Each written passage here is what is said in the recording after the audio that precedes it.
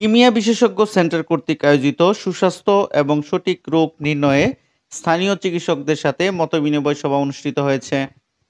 পাবনা চাঁদমোহর উপজেলার ফুলজানা ইউনিয়নের ঐতিহ্যবাহী হালিমপুর বাজারে শনিবার সকালে হালিমপুর হিরিন্দা বাজার সম্মিলিত ওষুধ ব্যবসায়ী সমিতির সভাপতি প্রভাষক এস এম মনিরুজ্জামান আকাশের সভাপতিত্বে মতবিনিময় সভা অনুষ্ঠিত হয়।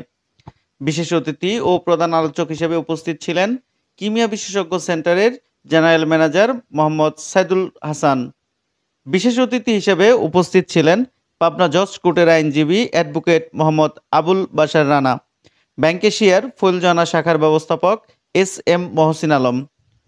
মতবিনিময় সভায় অর্ধশতাধিক পল্লী চিকিৎসক ও ঔষধ ব্যবসায়ী উপস্থিত ছিলেন।